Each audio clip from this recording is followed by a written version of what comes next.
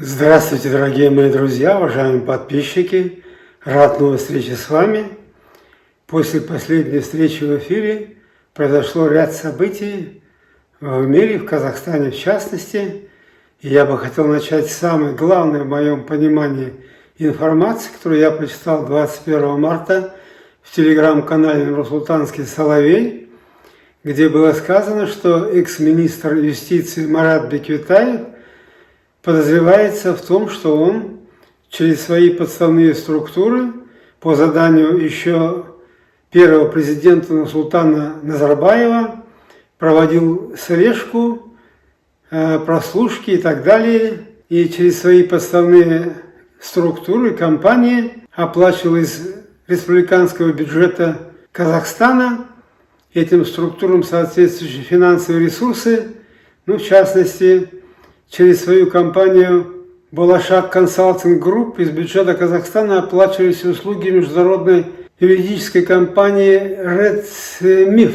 И ясно было, что большие деньги уходят на эту компанию, время уходило, никаких результатов работы этой компании не было. И точно такая же ситуация была в Швейцарской конфедерации, когда Марат Бекетаев и его помощники нанимали дорогостоящих адвокатов, юридические конторы, в частности контору Хомбургер, которая, в общем-то, отрабатывала соответствие законодательства Казахстана и законодательства Швейцарской конфедерации для того, чтобы можно было подвести законодательство Казахстана под действующее законодательство Швейцарии, для того, чтобы можно было применить соответствующие статьи швейцарского законодательства по отношению лично ко мне и членам моей семьи, для того, чтобы можно было добиться экстрадиции и возбуждения соответствующих уголовных преследований. Естественно, дорогостоящие компании, которые работали под руководством, мы прекрасно это понимали, министра юстиции Бекетаева, а им руководил, конечно, Карим Масимов, мы это прекрасно понимаем и знали об этом. И об этом мы говорили громко на многих пресс-конференциях, во встречах с средствами массовой информации. И эти юридические компании организовывали прослушки, нанимали частные компании из Великобритании, из Израиля, японских даже специалистов подключали к этим вопросам.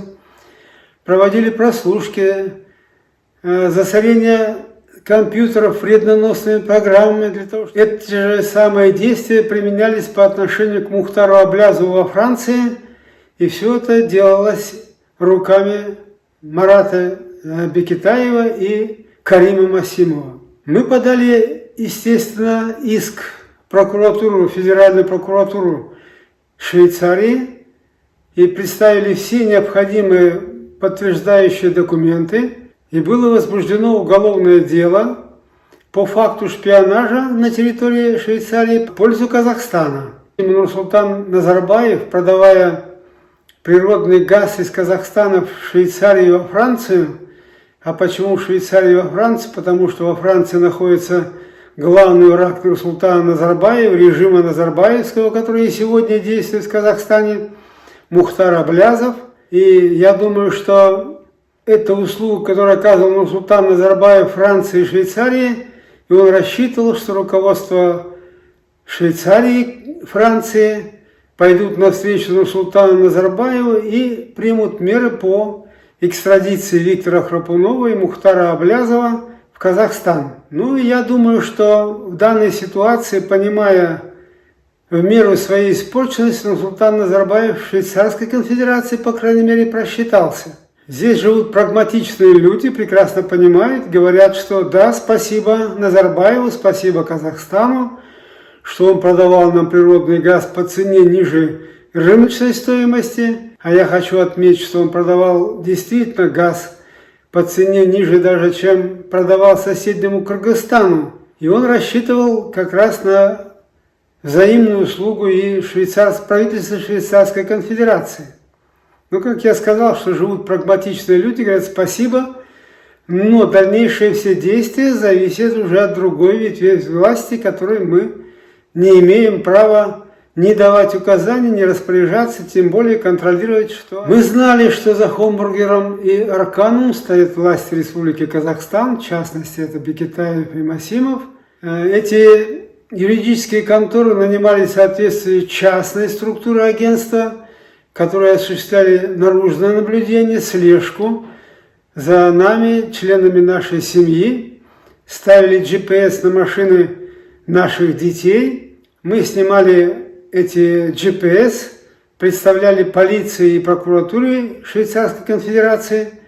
Было возбуждено уголовное дело по части установки следящей аппаратуры на автомобиле. Швейцарская конфедерация, в общем-то, поступала принципиально. Ну, кроме Бекетаева, я считаю, что должны быть привлечены к ответственности Масимов Карим, это однозначно. Нам доподлинно известно, что Назарбаев был уже готов, учитывая то, что вопросы по экстрадиции Мухтара Абляза настолько затянулись, Казахстан терял свой наработанный, так сказать, Назарбаевым имидж, что он готов был пойти на переговоры. Карим Масимов убедил Назарбаева, что буквально в ближайший месяц-два мы вам Мухтара Аблязова доставим на блюдечке с золотой каемочкой. Но Султан Назарбаев дал поручение продолжать работу по возможности экстрадировать Мухтара Аблязова. То же самое поручение было дано и по отношению ко мне и других лиц, которые выехали за пределы Казахстана, бывших представителей политической бизнес-элиты Республики Казахстан. Также должны быть привлечены к ответственности Нургабылов, Генеральная прокуратура, Перов, финполиция, руководитель следственной группы, которую собрали со всего Казахстана, Даулбаев, бывший генпрокурор, который приезжал в Швейцарию, лично с уверенностью, что он привезет меня и представит под личную очередь Нурсултана Назарбаева. Кажамжаров, который заявлял, что мы обязательно добьемся экстрадиции Мухтара Аблязова и Виктора Храпунова, и они понесут заслуженное наказание, прекрасно понимая, что все эти дела сфабрикованы. Где сегодня Кажамжаров? Вот, пожалуйста, лица, которые представляли Казахстан и били себя в грудь, приезжали в Швейцарию, говорили: мы вот доверительные органы, мы представляем интересы Казахстана, нам необходимо добиться решения вот этих вопросов.